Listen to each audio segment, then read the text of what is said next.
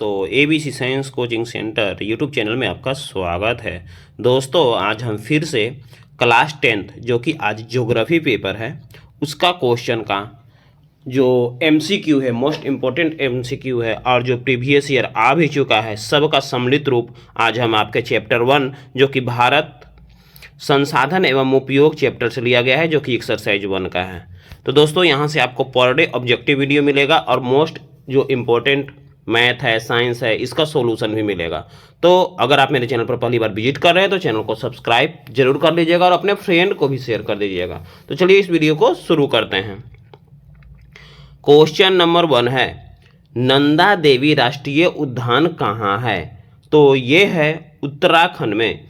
आप एक चीज़ और, ये पूरा वीडियो को देखिएगा और आप अपने मन से टिक लगाइएगा। आपका कितना नंबर आ रहा है ये नीचे कमेंट बॉक्स में जरूर डालिएगा।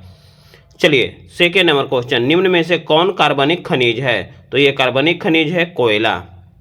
क्वेश्चन नंबर 3 है, प्रथम पृथ्वी सम्मेलन कहाँ हुआ था? तो ये प्रथम पृथ्वी सम्मेलन हुआ था रियो डी जेनेरियो में।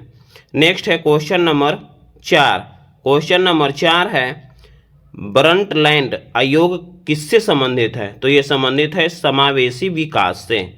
नेक्स्ट चलते हैं क्वेश्चन नंबर 5 के तरफ।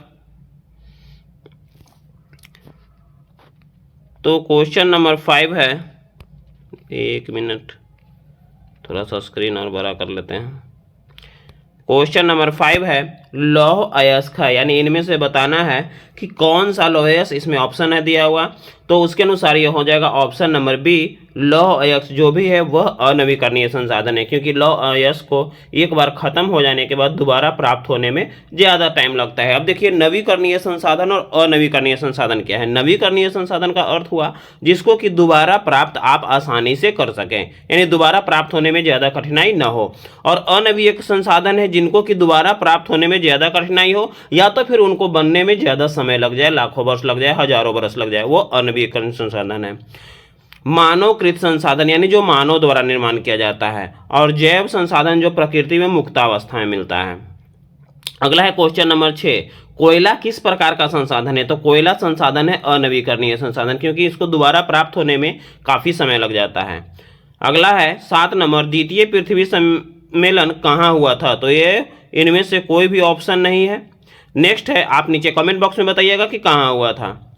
8 है, सौर ऊर्जा निम्नलिखित में से कौन सा संसाधन है? देख लीजिए, ऑलरेडी बगल में हम दे दिए हैं कि ये कब कब एग्जाम में पूछा भी गया है, आप क्वेश्चन बैंक से इसको मिला भी सकते हैं। तो देखिए, सौर ऊर्जा निम्नलिखित में से कौन सा संसाधन है? तो सौर ऊर्जा को हम कह सकते हैं कि सौर ऊर्जा पुनः पूर्ति योग्य संसाधन कहा जाता है, क्योंकि वो सौर ऊर्जा पर डे आपको सूर्य का प्रकाश मिलता रहेगा, उससे जो सौर ऊर्जा प्राप्त होता है, इसलिए इसको कहा गया पुनः पूर्ति योग्य। अगला है 9 नंबर, निम्नलिखित में से किसका कथन है संसाधन होते नहीं बनते हैं?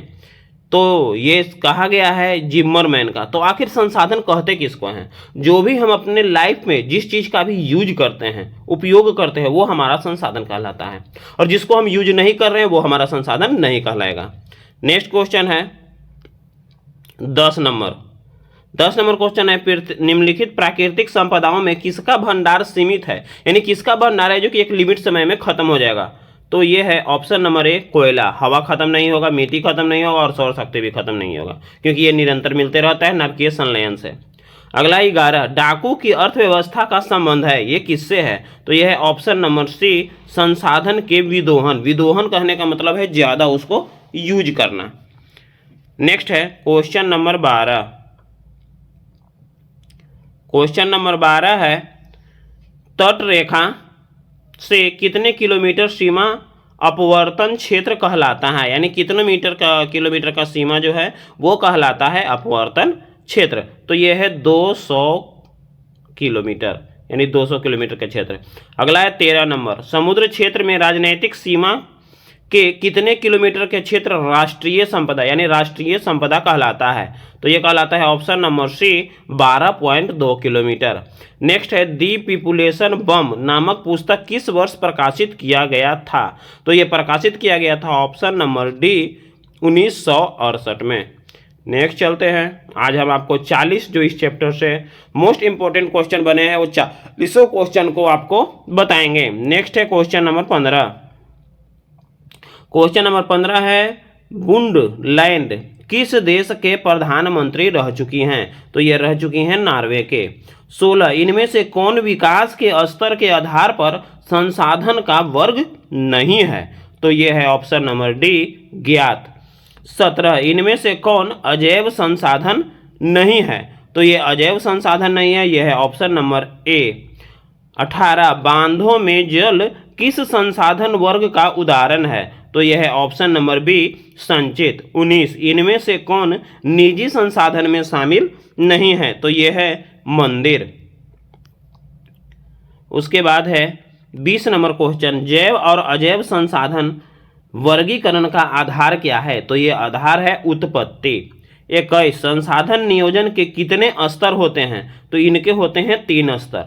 22 स्वामित्व के आधार पर संसाधन के कितने प्रकार होते हैं? तो ये होते हैं 4 प्रकार। 23 पंजाब किस प्रकार के संसाधन मामले में गरीब है? खनिज, क्योंकि पंजाब में सबसे ज़्यादा खेती होता है, कृषि होता है, तो वहाँ खनिज के मामले में तो कमज़ोर होगा ही। आगे है 24 संसार का सबसे कीमती संसाधन कौन सा है? तो यह है खनिज। 25 निम्नांकित में प्राकृतिक संसाधन नहीं है, यानी कौन सा जो है वो प्राकृतिक नहीं है, वो कृत्रिम है, जो कि नगर है, क्योंकि ये भी प्राकृतिक है, नदियां भी प्राकृतिक है और खनिज भी प्राकृतिक है। 26 प्रथम पृथ्वी सम्मेलन किस देश में आयोजित किया गया था? तो ये आयोजित किया गया था ब्राजील में। नेक्स्ट है 27 1992 में पृथ्वी सम्मेलन में लगभग कितने देशों के राष्ट्राध्यक्ष शामिल हुए थे? यानी 1992 में जो सम्मेलन हुआ था उसमें कितने शामिल हुए थे? तो यह है ऑप्शन नंबर सी 108। उसके बाद है 28 नवीकरणीय संसाधन कौन है? इसमें से आपको ऑप्शन बताना है कि नवीकरणीय संसाधन कौन कहलाते हैं। जो कि प्राकृतिक गैस है वो नवीकरणीय संसाधन है। 29 किस कमीशन ने सतत पोषणीय विकास की अवधारणा प्रस्तुत किया था? तो ये किया था वुडलैंड कमीशन ने। नेक्स्ट चलते हैं 30 नंबर से। 30 नंबर है ज्वारीय ऊर्जा किस प्रकार का संसाधन का उदाहरण है? तो यह है ए नवीकरणीय संसाधन। 31 स्मॉल इज ब्यूटीफुल नामक पुस्तक के लेखक कौन है? तो यह है सुमेसर। 32 चिपको आंदोलन के प्रणेता कौन है? तो यह है Sundarlal Bahuguna, option number C. Next है 33 नंबर सामुदायिक संसाधन कौन नहीं है? यानी सामुदायिक संसाधन वैसे संसाधन को कहते हैं कि जहां ज्यादा मात्रा में लोग भीड़ माने जमा होते हैं। जैसे मंदिर में सबसे ज्यादा लोग जमा होते हैं। मस्जिद में भी ज्यादा लोग जमा होते हैं। सार्वजनिक पार्क में भी ज्यादा लोग जमा होते हैं, लेकिन घर में ज्यादा लोग नहीं होते, इसलिए इसका ऑप्शन हो जाएगा ऑप्शन नंबर डी।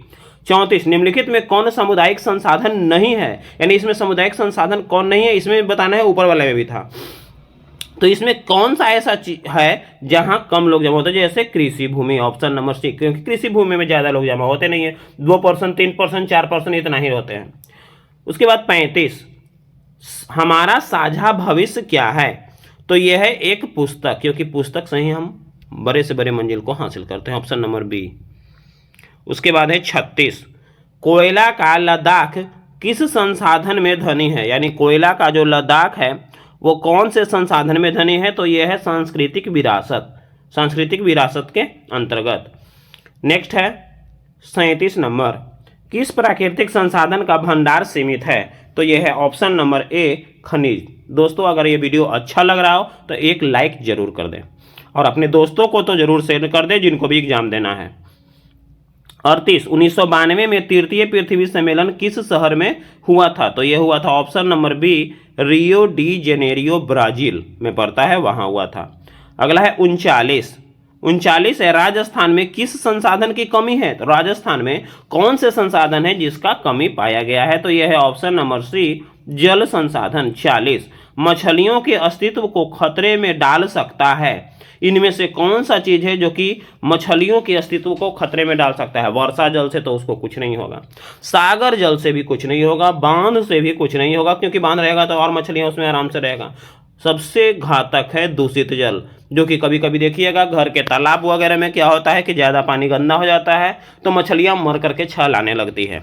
तो यही है इसका ऑप्शन नंबर डी, दूषित जल। तो दोस्तों ये 40 क्वेश्चन कंप्लीट हो गया एक्सरसाइज 1 का। अब नेक्स्ट एक्सरसाइज का अगले वीडियो में हम लाएंगे। इसी तरह से आपको प्रत्येक सब्जेक्ट का objective question chapter by chapter चलेगा अभी, और लास्ट में फिर आपको मैराथन क्लास चलेगा जो कि पूरा किताब का एक साथ ही चलेगा, जिसमें 1 से 2 घंटा चलेगा और वो लाइव क्लास चलेगा। तो चलिए दोस्तों, ये वीडियो कैसा लगा? अगर अच्छा लगे तो लाइक, कमेंट और अपने दोस्तों को शेयर करें। जय हिंद।